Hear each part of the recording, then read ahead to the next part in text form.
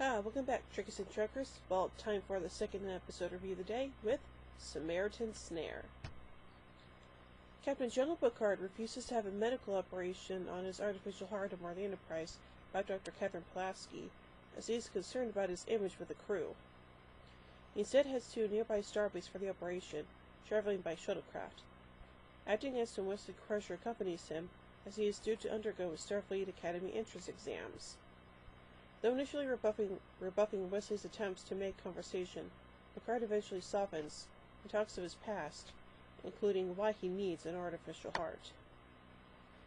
Meanwhile, the Enterprise encounters the Mondor, a Pac-led ship. The aliens request help fix their vessel.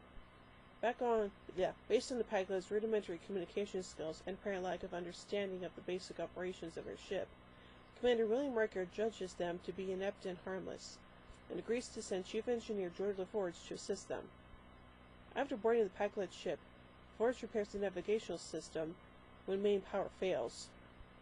On the Enterprise, Counselor Deanna Troi, an empath, warns Riker that LaForge is in danger, but Riker dismisses her concerns. Why?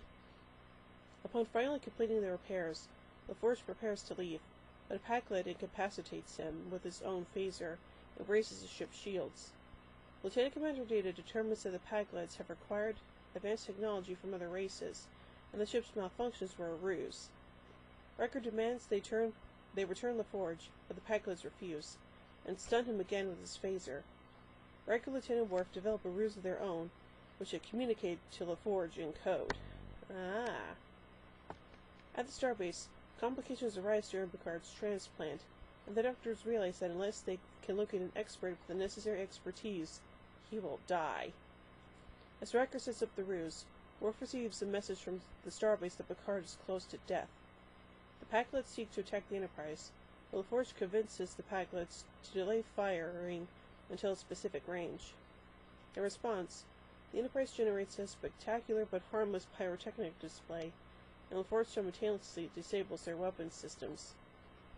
The Pac-leds, convinced they have been defeated, back down and allow LaForge's return, and the Enterprise races to the starbase. Picard is dismayed upon waking up to find that Pulaski has completed his procedure. While Pulaski assures him she will keep his secret, he returns the Enterprise bridge to applause, which she quickly silences. Anyway, let's get some production notes here. Samaritan Snare was written by Robert L. McCullough from an outside pitch. McCullough would go on to become a producer during the final few seasons of the series. Executive producer Maurice Hurley was pleased with the episode, because it highlighted LaForge and he enjoyed working with Burton. This was the second and final episode featuring Alicia Knapp as Ensign Sonia Gomez, following her appearance in the previous episode, Q Who. It was also the second appearance in Star Trek The Next Generation for Christopher Collins, but played the Klingon Captain Kerrigan in the second season episode, and earlier in the second season in the episode A Matter of Honor. They wanted to make 2 appearances in Star Trek Deep Space Nine, in the episodes The Passenger and Blood Oath. Nice! The production team had intended to build a set for the captain's yacht from the Enterprise. However, the budget for the episode wouldn't stretch to building a new standing set, and so the decision was made to use the existing shuttle set. A mistake was made to the changes to the script to accommodate the change, which resulted in Picard saying to Wesley that he was in Shuttle Bay 2 while standing in Shuttle Bay 1, as indicated by the large 1 seen on the floor on screen. One of the elements mentioned in Samaritan Snare will be further explained in later episodes. The story of Picard's artificial heart was expanded upon in the episode Tapestry during the 6th season. Nice!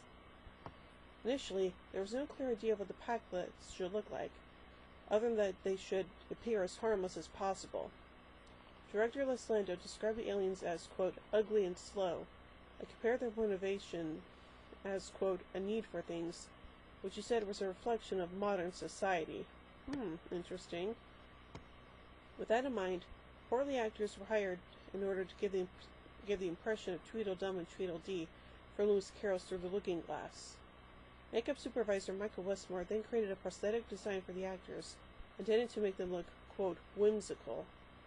Appliances were created for their cheeks, foreheads, and the tip of the actors' noses.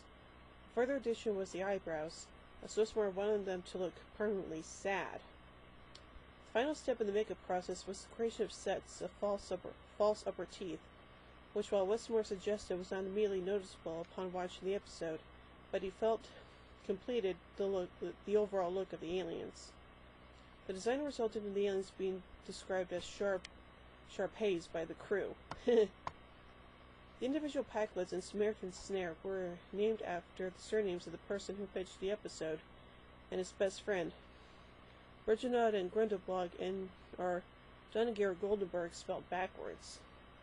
The Packlets were never featured again in The Next Generation, nor were mentioned in Brothers as having rescued Lore from the events of Datalore.